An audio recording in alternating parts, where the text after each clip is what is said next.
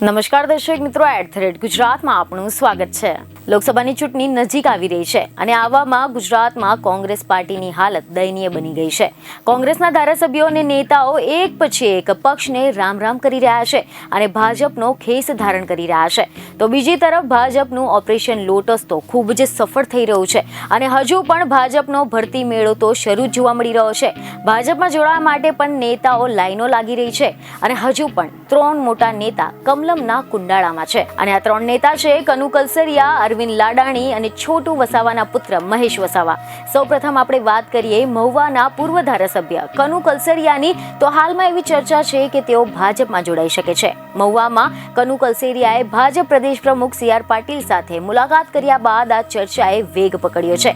ખબર એવી મળી રહી છે કે કનુ કલસરિયાએ ગત વર્ષે એટલે કે 2023માં ઓક્ટોબર માસમાં જ કોંગ્રેસમાંથી રાજીનામું આપી દીધું હતું અને હવે તે ભાજપમાં જોડાય તેવી ચર્ચાએ વેગ પકડ્યો છે।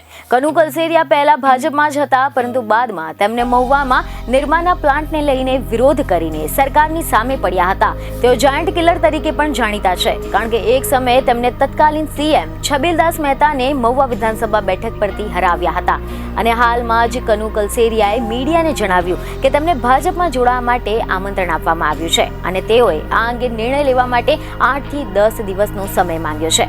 તો આ સિવાય માણાવદરના ધારાસભ્ય અરવિંદ લાડાણી કોંગ્રેસ છોડીને ભાજપમાં જોડાય તેવી સંભાવના છે, કારણ કે મીડિયા સૂત્રોનું જો આપણે માનીએ તો અરવિંદ લાડાણી હાલમાં તેમના મત વિસ્તારમાં લોકો સાથે રૂબરૂ મુલાકાત કરી રહ્યા છે અને લોકોનો અભિપ્રાય જાણી રહ્યા છે। અરવિંદભાઈ અર્જુન મોઢવાડિયા ગ્રુપના નેતા છે અને હવે જ્યારે અર્જુન મોઢવાડિયાએ કોંગ્રેસને છોડી નાખી છે અને તેમના ગ્રુપના ગણાતા અરવિંદ લાડાણી પણ કોંગ્રેસને છોડીને ભાજપમાં જોડાય તેવી સંભાવના છે। તો આ સિવાય છોટુ વસાવાના પુત્ર મહેશ વસાવા પણ ભાજપમાં જોડાવાની જાહેરાત કરી ચૂક્યા છે। ખબર એવી મળી રહી છે કે થોડા દિવસ પહેલા જ મહેશ વસાવા અને ભાજપ પ્રદેશ પ્રમુખ CR પાટીલ વચ્ચે બેઠક યોજાઈ હતી, જેના બાદમાં મહેશ વસાવાએ ભાજપમાં જોડાવાની જાહેરાત કરી હતી। તેઓ 11 માર્ચના રોજ ભાજપના મુખ્ય કાર્યાલય કમલમ ખાતે કેસરીઓ ધારણ કરવાના છે। બીજને ખબરો સાથે ફરી મળીશું। ધન્યવાદ।